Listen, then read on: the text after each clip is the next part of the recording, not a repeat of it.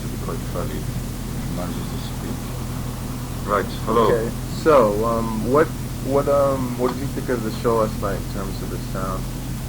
Well, the on-stage sound wasn't particularly good, but from what I'm told, our sound man out front said it's one of the best sounds we've ever had, and a lot of people came up after, said it sounded great.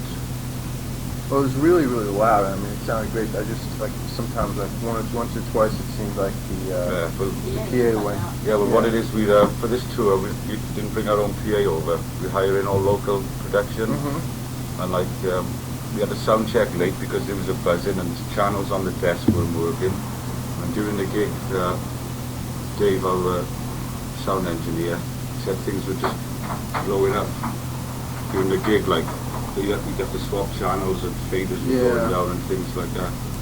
But it was hard work, but we enjoyed it. Coffee to go, sir, Mr. Taylor. You put a chair up for a minute, I don't think he's quite there. Well, I ain't standing up, I'll put that You probably look better, you look a lot better than you probably feel. I always do. So, What was your name again, sorry? I'm Greg. That's Greg. That's Philthy. Hi. Hello, Greg. What did you think of the show last night? Oh, it was great. What were you asking us to do on the stage? I thought it was fantastic.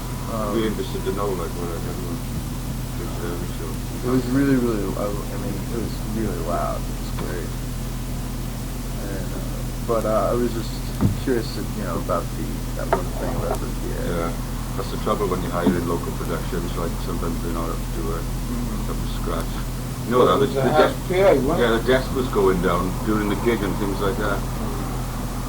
So I heard you guys were going to do like another album really soon with Bill Laswell again. What's up with Possibly, that? Bill. Possibly. Yeah. We've been too busy to all sit down and have a chat about it, but I believe he wants to do it. So this tour finishes at the end of April, and we're going to do about 3 or 4 weeks writing. We've got no ideas, no titles, nothing yet. That's the way we always work anyway. We just go right in. We go in and just work our asses off like 24 hours a day probably to get stuff. And it should be recorded in May. June's after May, isn't it? Yeah. In June. We get it out. June. That's right. And we'll probably be out by April Fool's Day the following year. I'll probably got some time. That is if Douglas allows us enough time to fly back to England. Oh yeah. We might have to get the train across, which is really difficult. Yeah, our illustrious manager and his wisdom, he sent us on a tour of... sometimes it gives us enough time to breathe. Yeah. We just did 4 weeks in Europe. In March, we did 11 countries in just under 4 weeks, and then how much time do you have at home? 30 hours to get from Stockholm, right, to go to London and get to New York, something like that. God. So we're all still suffering, we're all unrecovered. 24 hours. You must be totally jet lagged. 24-hour drive from Sweden to England. But we were working like we did 10 or 11 shows in a row, didn't we? Sometimes. And 3 hotels. 3 hotels on the bus all the time. So we're still all really tired, and this tour is going to be pretty hectic. As the old saying goes, snappy. So situation normal, all fucked up. I think the album will have to wait a week or two till we get back, because I think we'll all be sleeping. I'll sleep now. To the It's side sleep, of isn't it. it? Yeah, it's definitely a dream. I think I'll go. Well, your body's back there, just floated up like This is my self. I'm still asleep downstairs. Your astral body. Yeah, my astral plane. How much time do you think you spend average a year touring the whole year? Seems like a lot. I can tell you, I think 8 or 9 months would be. I would say, Not touring, if it's not definitely touring, working. With TV or recording or something. So a lot of people don't, most people obviously, and it's not their fault, the average guy in the street just sees you on stage for 1 hour, 1 hour and a half, whatever, and they think, oh man, what a great job, just going to work for 1.5 hours a day. but And It everything ain't set like up that. to, like, they don't realize all the other time it takes you to get from there to And the all next the, place. all the, it's a lot of mental to stuff. pull as well, ourselves you out of know. bed to do interviews, I guess. I We know, don't must be realise like, it. No, physically it's not so bad, you know, it's mentally as well. I think the physical thing, like the physical side of it, I can handle. It's when my mind starts getting twisted and turning over. And I don't know whether I need a shit or an haircut. That's when I started it. you know, I can imagine. I mean, I do just one, so it's fun. But I imagine if they had to do interview after interview after interview, If you have to do it every single day, it must get so like numbing. It's okay and if maybe you get a chance of a shower, you know, maybe you get a chance of a shower Yeah. every 3 days. I mean, like the output on stage, you know, it's like what was it, a famous quote from Pete Townsend, you know, when good old Moody died, got rest his soul. The guy was saying to him, well, you know, you seem quite, you know, you don't seem very upset that he's died. And he went, of course I'm upset, you know, he was my mate, etc., blah, blah, blah. But I know that Keith, if he's listening up there right now, he want me to say, that guy, in 35 years of living, he probably crammed in about 299,000 years worth of living. And So a lot of action. a lot of it's self-inflicted, yeah, but there's a lot of truth in that saying, you know, it's like in 24 hours we probably do more than what the average guy in the street does in 2 weeks, Yeah. or 24 weeks. Blah, blah. Next question. Dr. Spock. Yes, Captain. No, what everybody seems to be really excited about you coming back, you know, into the band. So I'd like to know like all the circumstances about your fateful return. Well, it's quite simple, really. I was unemployed, not doing anything, and I got a frantic phone call from Motörhead's manager on my interphone machine one morning, saying, "Oh, Phil, this is Douglas. It's 10 o'clock in the morning. As soon as you get back, ring me at the office." And I thought, oh shit, what the fuck's happened? You know, like the first thing actually came to my mind was, oh shit, I hope Lemmy or somebody hasn't died, you know, because it was like really frantic. So I phoned the office back, and he said, "Oh, listen, right, look, there's a cab on its way. Can you get down to Twickenham and do this? I don't know. Do you already know about Lemmy doing this movie? The Eat the Rich, right? Yeah, Eat the Rich." So he said, "There's a cab on its way. Can you get down to Twickenham? You know, like, can you do it?" I said, "Sure, I can do it." Great. What a chance to appear in a movie. Great, lovely stuff. Yeah. Pete was supposed to do it with us, but Well, I didn't know, you see, I didn't know anything about Yeah. the politics or why it was me. I didn't even know that Phil or Wurzel was going to be there, you know. I just thought they wanted, you know, whatever. So I went down there and did that. And the first day's filming was fucked up. I wasn't The there. whole film went, yeah, the first day, right, we was only supposed to Right, work yeah. The whole day was ruined, something went wrong with the cameras, everything was ruined. So I had to do it again 2 days later. So 2 days later I did it again, and then that's when I sort of got an inkling, so to speak, that well, that's when I realised that Pete should have been doing it, you know, the second time. So I didn't ask too many pointed questions. But You know, I knew there was a bit of unrest in the camp. It wasn't like that. You're getting him mixed up. Am I? Yeah, Well, you told me. the day before we did the reshoots. We asked you to join because he was a fully paid up member again for the second shoot. Was I? Yeah. Yeah, I'm he was. getting that wrong. definitely. I thought it was on the last day. But anyway, By he was that time, you already got rid of, like, he and Pete had already separated. No, nobody got rid of him. he decided to leave. Like, he's my best mate. Like, Yeah. Lemmy talked to him on the phone, so he told me for 40 odd minutes, you know, to persuade him not to leave the band. He said he'd do a European tour, but not the US tour. But there was only like 2 days in between the tours, so he wouldn't have had time to rehearse with Phil for the US tour. So I was just handy, basically. I was there. Was he just tired? yeah, basically, he just got fed up with quite a lot of things. He just decided it was time to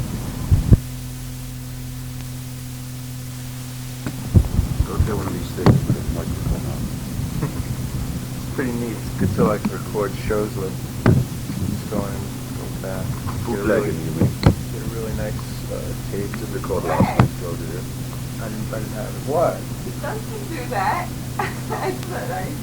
No, if you're a fan, Television. I don't know. I mean, you know, it's the difference between making tapes and making albums and making a profit out of it and just, you know, taping a show so you can listen to No, it but at home. everybody says that. You just tape it and listen to it at home, but I believe it.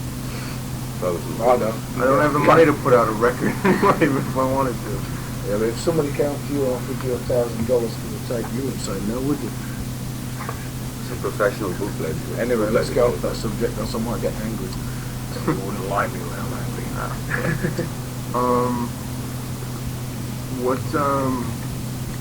She was telling me about this reunion show you did where you had all like the X members playing at once. Like, how did you? 10th anniversary. Yeah. How did you organize that? Like, are you still friendly with all the people who were Yeah. in the band before? Yeah. Not particularly Eddie, him, because Eddie was Yeah, pretty rotten. I still talk to Eddie. We don't see much of each other. Yeah, but Eddie wasn't very nice to you. I don't think worry me anyway. Probably change No, my but it life. worries me. It bothers me because it pisses me off. You know? Things like that. No need for it. Sorry, this is just personal sideline, blah, blah, blah. Yeah, we all get on well. The Phil Lynott came and played. We did 2 nights at Elmhurst Odeon, and there's a video being released now. I think it's going to be released. Is it coming over here? I think it is. I was told it was. Yeah. And I saw all the members of Motörhead was there. Wendy Williams came and played Phil Lynott. It was good fun. Yeah, poor Phil, God rest his soul. Yeah. Must have been really fun though. It was a great gig and all that. I saw Yeah. most of the gig from out front by the mixing desk. He came on. Did the last, With just those the big last roll. number. Well, So the first night we played the song, we all did solos on it. Except Robbo, he turned me to solo all the way through it. But he went right at the front. He said, Robbo, like, I don't know, he probably had a drink or something, and we were trying to work it out before the first show, right? Now, Wurs will do the first solo. Eddie, you do the second, I'll do the third. So then Robbo, the 4th solo. Remember, Robbo? 4th solo now, got it? 4th. Oh, right, 4th, right. Started into the song straight away. The funny part was he went up the front or something to do his solo, and his lead dropped out the guitar. Oh no. My technician is standing behind him there, holding up a lead behind him, like, and Rob was going, he didn't even realise. That's great. So the second night we decided just to keep it to one solo in the song. Keep the words, give it the word. How is Wurs today, by the way? Does I anybody spoke know to it? him. I haven't spoken to him. He's alright. Yeah? He's okay. You know, he was just gonna get up and take a shower and do that kind of stuff. I told him to take it light. Yeah. Yeah. Were you like happy with the sales of the last album here? Yeah, what we up to now? 100,000. It's more. We Yeah. sold more in the first 3 weeks of release, I believe. These business people tell us than any Motörhead album You did. before. You did 77 Yeah. right off the bat. And it was great. It's been the The biggest selling studio album. Big, haven't it? How many did No Sleep sell worldwide, do you know? No, but yes, it's going alright. It's slow but sure. So hopefully the next one might be quick but sure. Do you think that you might be able to match like your popularity over there, in Europe and Britain with here finally? We hope so. Certainly hope so. It's just that America's such a big, well, I mean, it's a whole continent, isn't it? You know. In Europe, there's quite a few countries, but it's, I mean, you could probably fit me into Texas. Yeah. It takes a lot of work. Takes a lot of work. And if you don't get a lot of radio play, because radio is very important in America especially. We don't get that get a much. lot of radio play, and that don't help. And you don't seem to get a lot of radio play.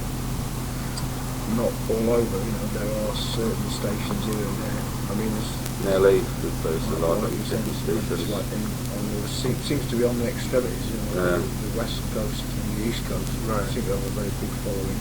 Chicago, and Some of the heavier sort of towns in the Midwest, but all points in between. Still not a very lot slow. really. Yeah. Do you get like, have you played anywhere in the Midwest or much? Like, do you get the crowd there, or do you just pretty much stick to the coast when you tour? Usually it's 3 people and a dog, isn't it? Huh? 3 people and a dog and a Yeah. hamster. Hamster. A slug. Yeah. Like, it can vary. Like we go to some of the shows and we haven't got a clue really how many's going to turn up. But it's getting better first. It's building up slowly the following. What do both of you think about like the fact that like now there's like so many bands? I mean, there's like a whole generation of bands that grew up listening to Motörhead and really like look on you as like big influence. How does that like make you feel at all, or doesn't it? You know, We think about it. don't listen to them Well, really. Not because we I don't know, want to. but- We just don't. but think about it. It wouldn't affect us if we did listen to them really. We wouldn't. I think he was asking what he was asking how do we feel. Yeah, You know, I think it's great. I mean, not having heard many of the bands, I can't comment on them. No, Metallica, some of their stuff's really good, but that's about the only one I've heard because we all like to listen to other types of music, Right. like when we come off stage and that. But yeah, sure, there's bound to be good bands, and there's bound to be some bad bands And coming if out. they're influenced by Motörhead, you know, when they were from being so high, well, then that's great. You know, it's great, but don't want to be revered as a god or something like that. You know, can't handle that. I just hit things, you know. It's great. It's like a compliment, it's a form of compliment, like, It's yeah. the best compliment you can possibly get. Yeah. Right. All the best to him, you know. So what do you listen to when you're not, you know, like, when you're waiting for a sound check or when you're on a plane or? Des O'Connor, Alden Lincoln, Ken Dodd. Big Factory. Yeah. Frankie Goes to Hollywood, I like Todd Rundgren, Spandau Ballet, Concert of ZZ Top, Thin Lizzy. What do you like? Listen to Peter Gabriel a lot, didn't I you? like Peter Gabriel. Tenders and things. Really, really good. Whereas this is the Beethoven and classical. I like classical music too. I haven't been any taken Eric and Clive, listen to. Yeah. I like Level 42. I like YouTube. Not YouTube.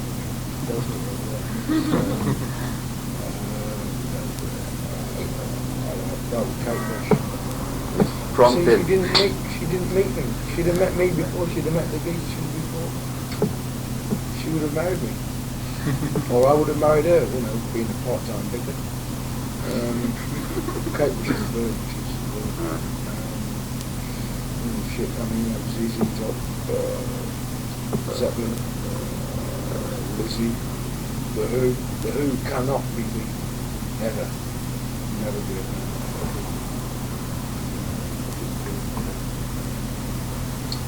Beatles, very anything. Hendrix. Madonna, I like. Yeah. I went up and bought a new album, True Blue, in a shop. Right. I paid hard cash for True Blue in my own time. She's great. God. Michael Jackson, he's amazing. Music. Janet Jackson. She Yeah. did some good records, yeah. I like her. Yeah. Got a phone number? It's Douglas, our manager. He goes, Shit, there's so many. I like loads of stuff. Now and from way back when. I mean, I like, just to generalise, I like reggae, jazz, all sorts, everything. Do you think the fact that you listen to such a wide variety of stuff makes your music more, you know, gives it sort of that, you know, doesn't really sound like anything else? Well, it could. I think it could play a big part in it because, you know, if the only thing you ever listen to is like heavy metal, You're going to be cliched. then you're gonna compare yourself all the time to all the other bands. You know, and anyway, I mean, the way we are, just the way we are as people, it's like the last thing we want to hear when we've done a gig is a heavy metal band. You know, get on the bus and play anything, but heavy metal, Yeah. anything like that. Imagine somebody playing Venom to us or something like that. Yeah, so, shite. Anybody ever does that, they're dead. Anybody puts a Venom tape on. Well, after doing a show with your ears like totally blown out, you want to listen to something relaxing probably. It can vary. Sometimes we're full of energy, but more often than not, because our manager's been working us damn hard. Like last night, it took me an hour to get my breath back. It was so hot. I just came and lay down in the room. I went to sleep, then got back up and partied for a bit, then went back to sleep. So, I'd like to know what were you doing before you joined Motörhead? I was training alligators in Africa. That's true. Alligator training school there. He used to have his own rubber band collection as well. Because, alligators, plenty The of whole power that way, George but show. not that way, so you used to put a rubber band around them. They can't do shit. Let's do martial arts. I've got a black belt in Tony Iommi. Yeah. And no can do. As to all that, No can do. No can do. Ken Barlow. And what were you doing while you were out of Motörhead? Besides being unemployed. Well, I started Doing off. tunneling. First of all, I had a good few months off just doing absolutely nothing. After my own years of doing lots of things, I just did nothing for a few months. Then I bumped into Robbo somewhere. He wasn't doing anything anyway. So I thought, well, let's get a band together. So me and Robbo got a band together, and we met a bass player called Chris Glenn, who used to be with Michael Schenker and Alex Harvey band. Then we got him in the band, and we started that off with a vocalist called Robin McCauley. Then Robbo left to join Frankie Miller after about 3 or 6 months. We carried, me, Chris Glenn and Robin McCauley, plus 2 other guitarists, carried on. Well, that band carried on. We tried to make it happen for about 14 months. We had 3 different managers, the last one of which was Mark Puma. And Mark, if you read this, we're eternally grateful because he spent a lot of money on us, a lot of money. And but we couldn't even get arrested. I mean, everybody thought the music was great, blah blah blah. But when the phone call came through, it's like, well, we're very sorry, but the record company's policy at the moment is not actually signing bands like yourself. Not quite what we're looking for. Yeah, exactly. So, If in the future you not feel, what we're looking for. if in the future you feel, Well, all the free managers, the people who spent money on it, etc. Blah blah. It was great. I don't it's a know. good band, Ronnie. I mean, we both take it on the house. So that was the first thing, and then I had a few months off. I did quite a few things that I can't really mention. Children's and with sex or anything like that. I was selling my fucking horse on it. But just a few things that one cannot mention. He hasn't even told me about this. I'll have to get it out of him after. I ain't telling you. It's better for you not to know, mate. And then one day, I think it was about this time last year, I got a call from Robbo saying, Simon's just left the band. This was like Simon Kirk was playing with the Frankie Miller band. And he left to rebuild the band company.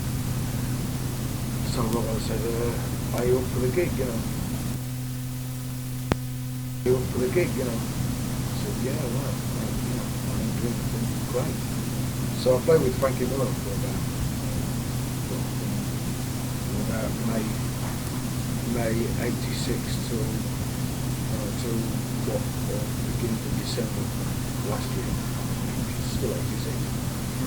And the last thing I did was the American tour. The American tour supporting Bob Seger. But the thing is, no Americans know about it because the Fabulous Thunderbirds, right, were billed as the support act for the whole of the Seger tour. And they suddenly took off, big time in Europe. Their management waffed them off the tour, and and over to Europe. So like, every night we had to be introduced by Mo, Bob Seger's drum roadie. Nobody knew who the fuck Frankie Miller was. But we had a great time. So that's what I've been doing. What have you been doing the last 3 years?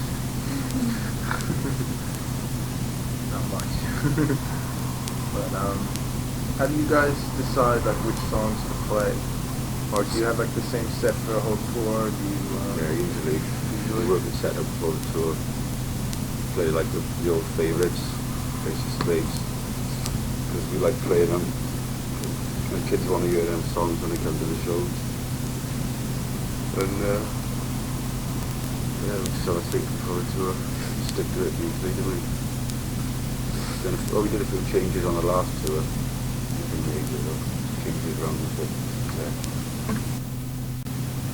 Where do you like playing the most, like here in America? Don't mind. Doesn't make any difference. I just like playing in front of people. Yeah, as long as the crowd is good.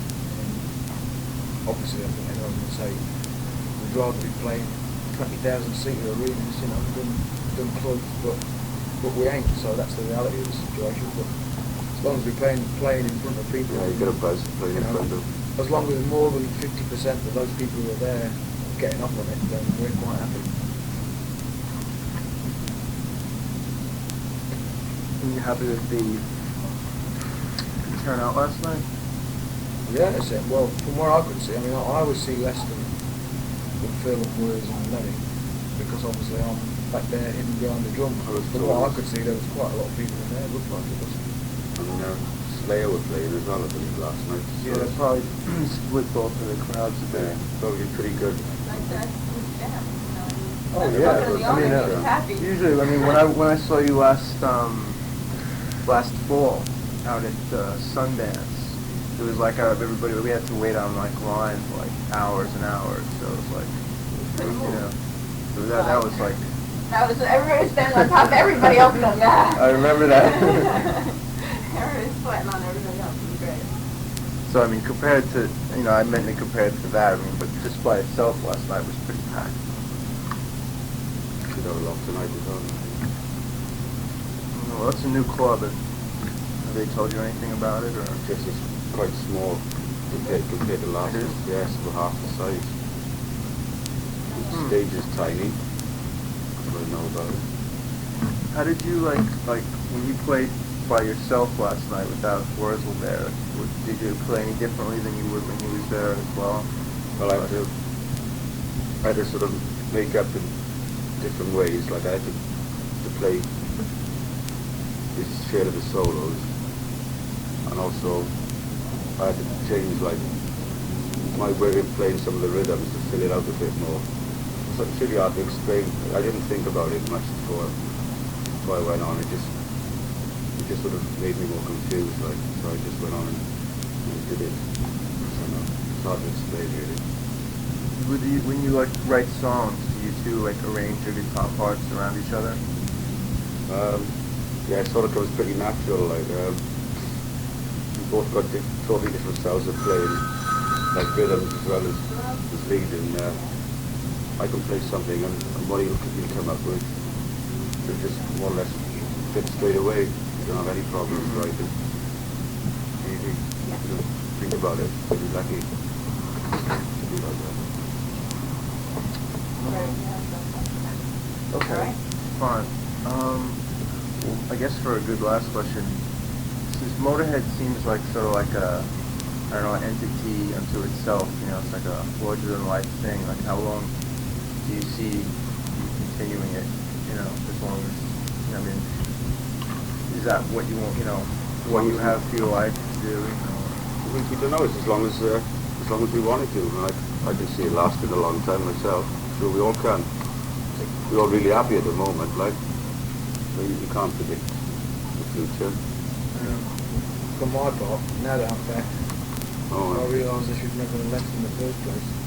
And as far as I'm concerned, the only way I'm going to ever leave this band again is if I get fired or if I die. That's basically it. So we're talking serious eternity. not many bands can say, you know, they've been around for as long as you have, and yet still making, you know, most bands on their, you know, 12th, 13th year, whatever it is, you know, they're not millionaires by then, they give up. Yeah, or they're making really lame albums, you know, whereas you guys are really, you know, still just as fresh as when you started. Mustn't lose his enthusiasm. You've got to keep trying.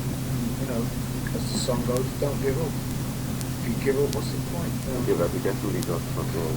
Exactly. You know, there's no point in giving up. I mean, if your last album doesn't sell that well, so what? You know, Do another one. It's not the end of the world. Oh my God, yeah, it didn't sell. It doesn't. It's a bit disappointing, but I mean, it doesn't affect. It doesn't affect the next one. You know, You've got to prove how strong you are within yourselves and go and do another one. You've got to adopt, adapt, and improve. Get better. Okay. Okay, I saw Greg.